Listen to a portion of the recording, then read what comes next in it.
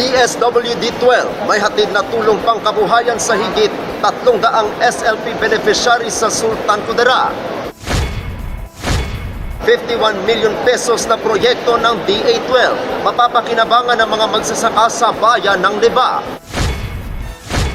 At 22 taong gulang na taga-bayan ng Liba nagbigay ng karangalan sa bansa. Yan ang ulo ng mga balita sa pagpabalik ng Sultan Kudarat Headliners.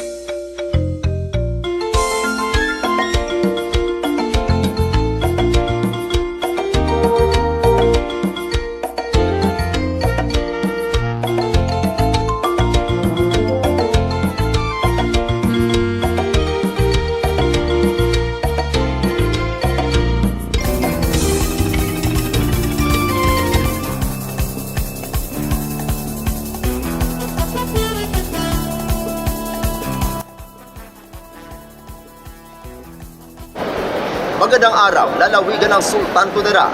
Narito na mga paunahing balita sa Sultan Kudarat Headliners ngayong Agosto 24, taon 2023. DSWD-12 may hatid na tulong pangkabuhayan sa higit 300 SLP beneficiaries sa Sultan Kudarat. Narito ang ulat. Aabot ng 4.2 million pesos ang pinamahaging tulong pangkabuhayan ng Department of Social Welfare and Development Field Office 12 sa lalawigan ng Sultan Kudarat nitong ika-15 ng Agosto kasalukuyang taon. Pinangunahan mismo ni DSWD-12 Director Loreto Jr. V. Cabaya ang releasing of check at pamamahagi ng Certification of Accreditation sa 12 Sustainable Livelihood Program Associations. Present rin si check releasing si DSWD Assistant Regional Director for Operations Bonifacio Selma Jr. kasama si Sultan Kudarat Governor Dato Pax Ali Sangki Mangudadato, mga provincial board members at municipal mayors. Sa pangunguna ng SLP, ipinamahagi ang 2.4 million pesos na livelihood grants sa 6 na SLP regular associations habang 1.8 million pesos naman ang kabuuang natanggap ng 6 na SLP Pamana Associations. Mayroong 5 SLP referral clients rin ang nakatanggap ng tulong kabuhayan na nagkakahalaga ng 15,000 piso bawat isa.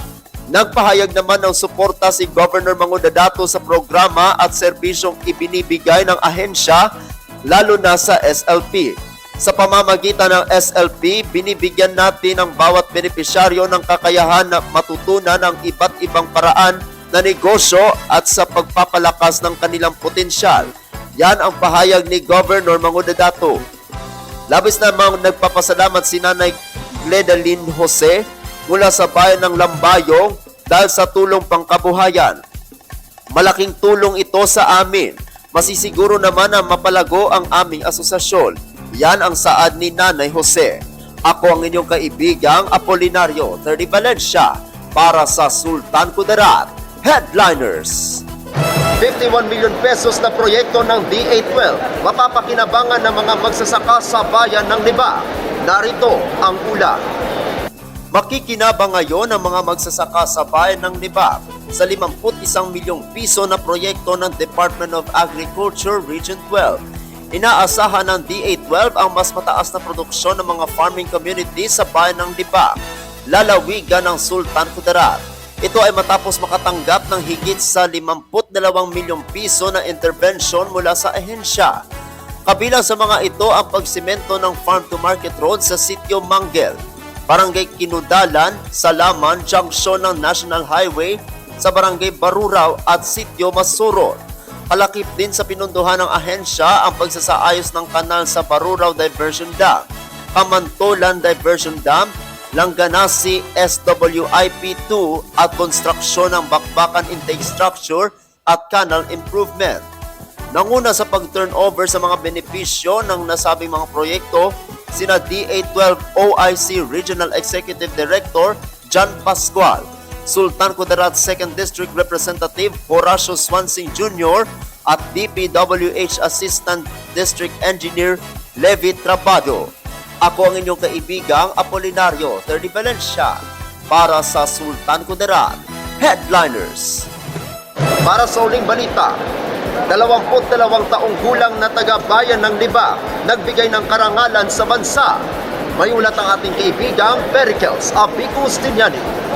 Huwagi ang isang 22 taong gulang na tubong bayan ng Libak ang nagdala ng karangalan sa bansa matapos makatanggap ng Verbal Commendation Award ng International Monetary Fund o IMF sa patimpalak na Asia Youth International Model United Nations na ginanap noong ika-12 hanggang ika-15 ng Agosto taong kasalukuyan sa Kuala Lumpur, Malaysia.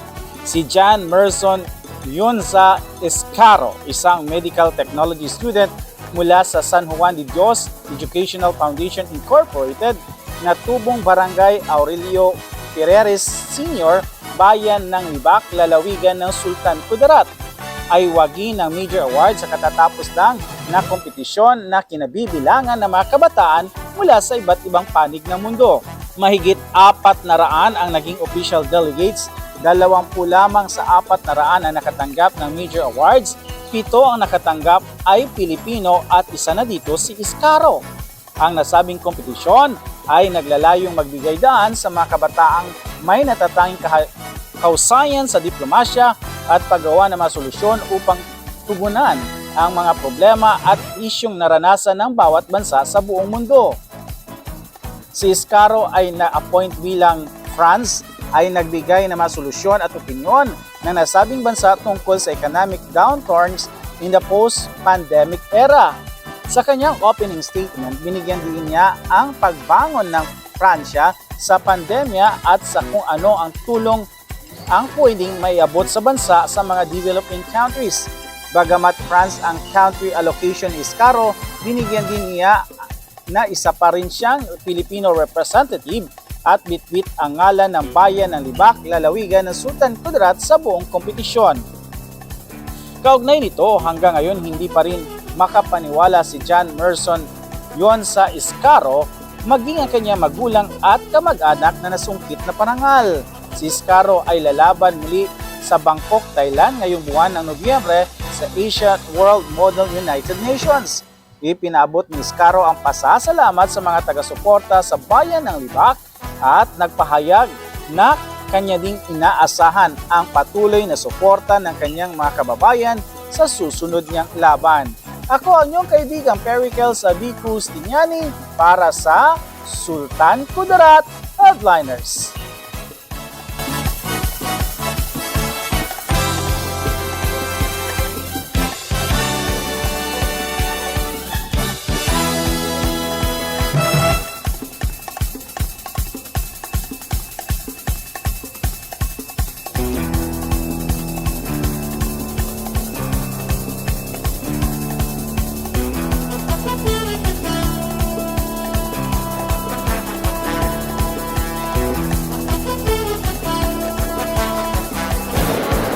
Mga kaibigan, narito tayo sa loob ng Tacurong City Cultural and Sports Center para sa pagdiriwang ng TESDA 29th Anniversary at National Tech Book Day na isang job fair ang nagaganap.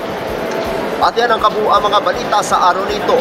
Mga balitang kailangan ninyong malaman, balitang walang kinakampihan, mga balitang totoo, mga balitang may dalang aral at inspirasyon. Ito ang Sultan Kudarat Headliners. Hanggang bukas, maraming salamat at magandang araw, kaibigan.